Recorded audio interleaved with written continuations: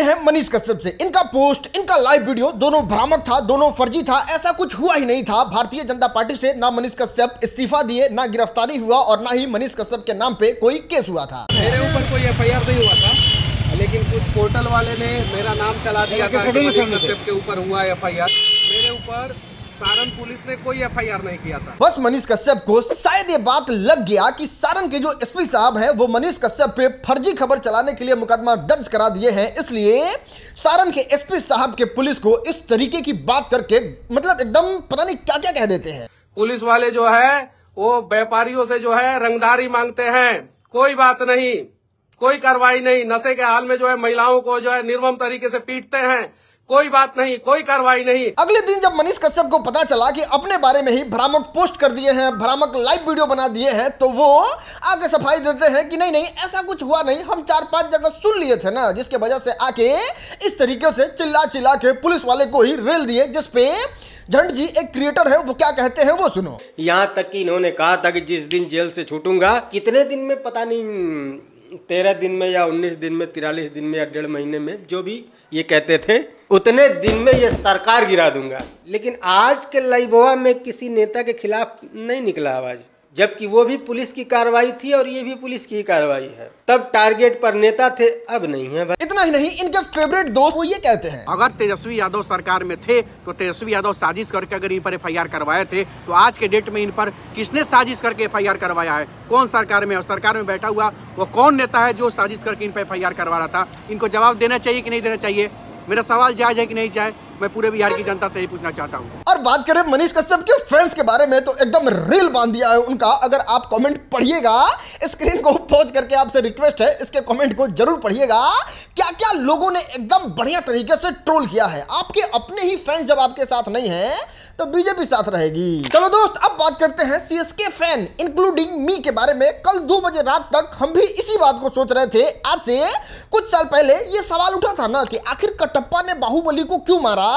उस तरीके से कल वाले मैच में ये सवाल उठ रहा था, आखिर माही को किसने बताया कि ये आईपीएल नहीं टेस्ट मैच है। सच बता रहे हैं, एकदम आईपीएल का जायका बिगाड़ दिया था आदमी।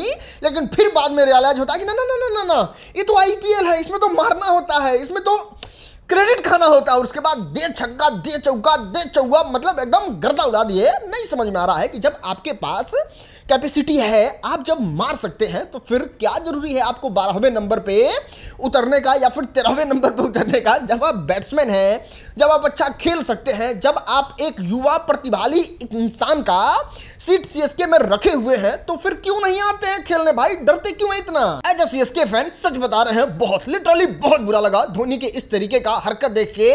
लेकिन दूसरी तरफ ये भी अच्छा लगा कि चलो 42 साल के धोनी हैं, छक्का चौका मार रहे हैं, इतना मेहनत कर रहे हैं, तो ठीक है। लेकिन एक युवा का आप जगह खा के बैठे हुए हैं, तो कुछ तो मेहनत कीजिए। आउट हो जाइएगा। नहीं खेलते हैं फॉरेन के प्लेयर सब, इतना छक्का उड़ा उड़ा के मारते, आउट हो गए तो आउट हो गए, क्या करना है? मतलब कौन आपको भारत रत्न चाहिए और कौन आप इतिहास में अपना नाम अंकित कीजिएगा महाराज। चलो दोस्त, अब हम आपको दिखाते हैं मोदी जी का एक ऐसा पोस्ट जो बिहार के लोगों को बिल्कुल अच्छा नहीं लग रहा है। और लोग सवाल पूछ रहे हैं कि क्या आपको भी, सीरियसली आपको भी बिहार का नाम लेने में शर्म आ रहा है? बताइए, इतना सांसद जो है बिहार का लोग ही आपको देता है, जिसकी वजह से केंद्र में आपका सरकार है और आप प्रधानमंत्री बने हुए हैं, और आपको बिहार का नाम लेने में शर्म आ रहा है। कैसे हुआ, किस बात से हुआ, वो हम आपको बताते हैं। बिहार के पटना में वर्ल्ड कप हो रहा है और देश विदेश से बच्चे आए हैं अपने प्रतिभा को दिखाने। उसमें से जो प्रतिभावान बच्चे जीत गए, उसका बधाई दिए देश के प्रधानमंत्री श्री आदरणीय नरेंद्र मोदी जी। लेकिन वहां पे कहीं भी बिहार का नाम मेंशन नहीं। अब देखो, इस बात से किसी लोगों को बुरा नहीं लगा, लेकिन जब उनका पुराना ट्वीट देखा गया तो अहमदाबाद में भी इस तरीके से ही वर्ल्ड कप हुआ था, जिसमें नरेंद्र मोदी जी ने अहमदाबाद का नाम एकदम क्लियरली मेंशन किया था। लेकिन जब बात बिहार का आया तो कहे नहीं नहीं, बिहार को छोड़ देते हैं, बिहार से तो सिर्फ वोट न लेना है। चलिए अब बात करते हैं बीपीएससी के बारे में। फाइनली हजारों बच्चों का सपना टूट गया, लाखों बच्चे मायूस हो गए। जितने टीचर, जितने बड़े बड़े लोग इसमें अपना 100% एफर्ट देके हाई कोर्ट में कानूनी लड़ाई लड़ रहे थे, वो लोग भी हार गए, वो लोग भी मायूस हो गए। अभी पटना हाई कोर्ट का जजमेंट आ गया, जिसमें क्लियरली साफ साफ तरीके से मेंशन करके लिखा हुआ है कि बीपीएससी एग्जाम दोबारा नहीं होगा, किसी हाल में नहीं होगा। वहां पे आप देख सकते हैं कितने बच्चे बैठे हुए हैं और ये सारे बच्चे जैसे ही खबर सुने सच में उनके आंख में आंसू आ गया, क्योंकि बहुत दिनों से ये लोग प्रोटेस्ट कर रहे थे। खैर, बच्चों ने कहा है कि अब हम सुप्रीम कोर्ट की तरफ कूच करेंगे, लेकिन ये सच में बहुत बड़ी हार है, सब लोगों की हार है। चलिए अब हम आपको दिखाते हैं गुड न्यूज, लेकिन ये गुड न्यूज सबके लिए नहीं है, कुछ सेलेक्टिव लोगों के लिए है। और वो सेलेक्टिव लोग वो हैं जो रोशन रोही के फैन हैं, अच्छे वाले फैन हैं और जो चाहते हैं कि वो बाहर आ जाए। नो, कोई मैनिपुलेशन इस वाले वीडियो में नहीं है। आपको एकदम फैक्ट और सबूत के साथ दिखाएंगे कि आखिर रोशन रोही के केस में आगे क्या होगा और क्या वो सच में 20 साल के लिए जेल चले गए हैं। देखो, आपको बता दें, जब हाई कोर्ट में जज ने रोशन रोही के बेल को रिजेक्ट किया तो किरण सिंह के वकील आके बड़ा बड़ा जजमेंट दे रहे थे कि 20 साल का सजा हो गया, अब अगला सुनवाई भी होगा तो 2-3 साल के बाद होगा, क्योंकि अब हाई कोर्ट जाना होगा, ये वो दिस डेट। लेकिन आज जब आप ये पेपर देखिएगा तब आपको पता चलेगा कि वो बेल रिजेक्ट नहीं हुआ था और ना ही जज साहब ने कोई स्टेटमेंट दिया था। मामले को रिजर्व अपने पास रख लिया था और बताया था कि इस डेट को हम उस चीज को रिवील करके आप लोगों को बताएंगे, जो आज रिवील करके बताया है, जिसमें क्लियर तौर पे एकदम साफ लिखा हुआ है कि कोई भी ऐसा पेपर डॉक्यूमेंट प्रमाणित नहीं करता है कि किरण सिंह जो है वो उस समय नाबालिग थी जिस समय इनके साथ इस तरीके की चीजें हुई थी। दूसरा, कोर्ट जो है वो ये भी कहता है कि किसी भी तरीके से कोई ऐसा निशान, कोई ऐसा चिन्ह या फिर कोई ऐसा मार्क नहीं मिला है जिससे ये पता चलता हो कि रोशन रोही ने किरण सिंह के साथ सेक्सुअली असॉल्ट किया हो, मतलब घरेलू हिंसा किया हो, जो आरोप लगाई थी वो सब भी कहा है। और फिर किरण सिंह को आके इस पे उपस्थित होने के लिए कहा है कि आपको 2 महीना के अंदर आके उपस्थित हो जाना है। अगर आप उपस्थित नहीं होते हैं 2 महीना के अंदर तो फिर आके रोशन रोही अपना पक्ष रख सकते हैं और वहां पे हो सकता है कि बेल मिल जाए। अभी इसलिए बेल नहीं दिया गया रोशन रोही को क्योंकि कोर्ट जो है वो इस बात को मानती है कि रोशन रोही जो है वो सेलिब्रिटी है और ये किरण सिंह को मतलब किसी तरीके से रोक सकते हैं, उस पर दबाव बना सकते हैं, उसको कोर्ट नहीं आने देना चाह सकते हैं। इसलिए जो ये चीज पे जजमेंट हुआ है उस पे आके किरण सिंह सफाई दे, कोई ऐसा सबूत पेश करे, नहीं तो फिर किरण सिंह के जो आरोप है उसको खारिज करके रोशन रोही को बाहर का रास्ता दिखा दिया जाएगा और उनको गाना फिल्म के लिए एकदम आजाद कर दिया जाएगा। चलो दोस्त, अब हम आपको दिखाते हैं खेसारी लाल यादव का एक हाई लेवल बड़े बजट का सैड सॉन्ग। नहीं, खेसारी लाल यादव से इस चीज का उम्मीद बहुत सारे लोग कर रहे थे, बहुत दिन से कर रहे थे कि एक सैड सॉन्ग और एक हाई लेवल का वीडियो जरूर होना चाहिए। लीजिए, ग्लोबल म्यूजिक जंक्शन के प्रस्तुति में पेश है ये गाना।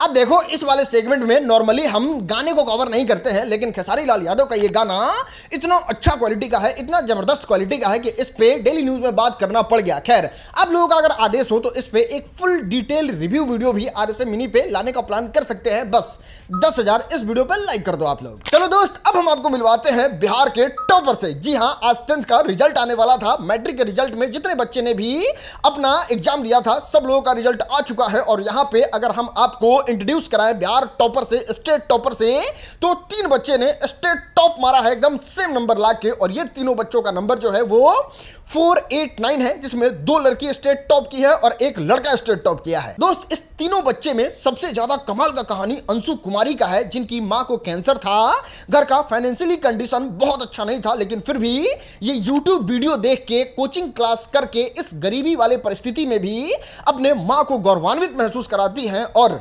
अपने जीवन में ही उनको दिखा देती है कि आपकी बेटी बिहार की टॉपर बन गई है। और सच में ये इंस्पायर कर देने वाला कहानी है कि गरीबी, पैसा आपको सफलता पाने से नहीं रोक सकता। लाखों करोड़ों अमीरों के बच्चे जो हैं वो एग्जाम दिए हैं, लेकिन कोई उनको पूछ नहीं रहा है और आज ये बेटी एकदम टॉप की है, पूरे बिहार में टॉप की है, गरीबी प्लस बीमारी के बावजूद। चलो दोस्त, अब बात करते हैं भोजपुरी के 2 सबसे बड़े गाने के रीमेक यानी कि पार्ट 2 के बारे में। फिर से इस दोनों गाने का पार्ट 2 बनेगा। एक का नाम है कोको कोला 2 और एक का नाम है पियर फराक वाली 2। आपको बता दें, ये गाना ऑलमोस्ट रेडी हो चुका है, डन हो चुका है, लेकिन अभी सुपरस्टार बिल्कुल रिस्क नहीं लेना चाहते हैं।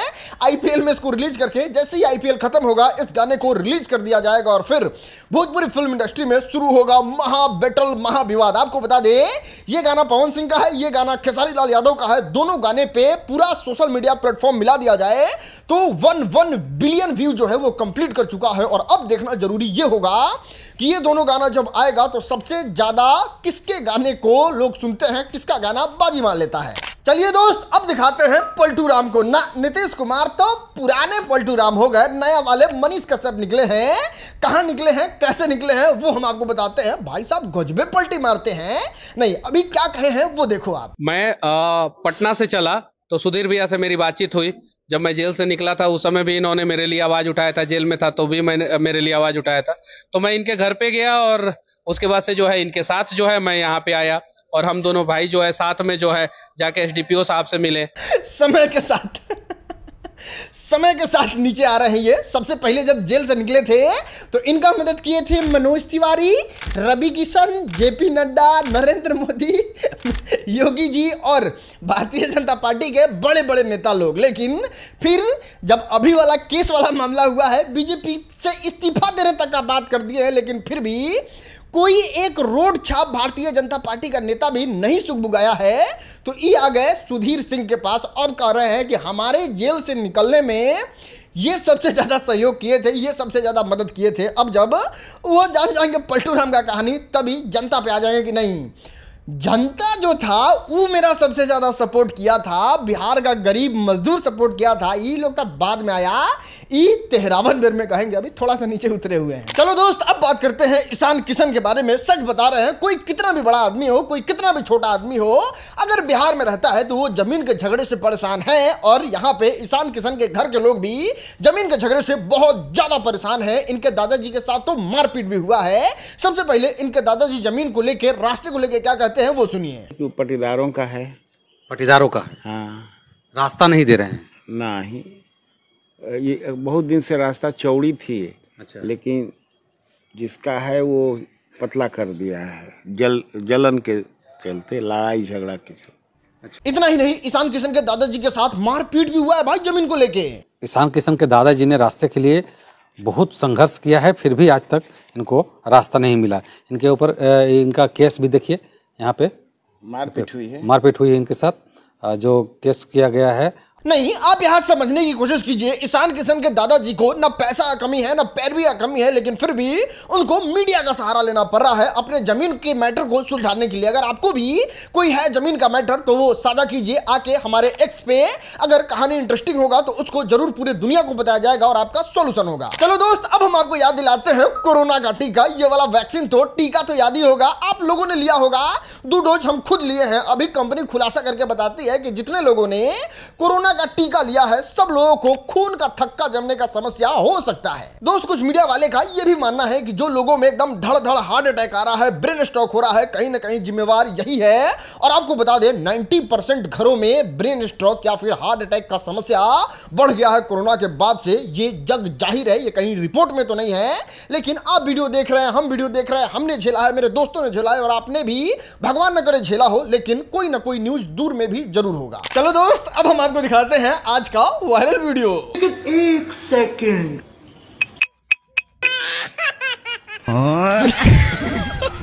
खतरनाक लोग हैं।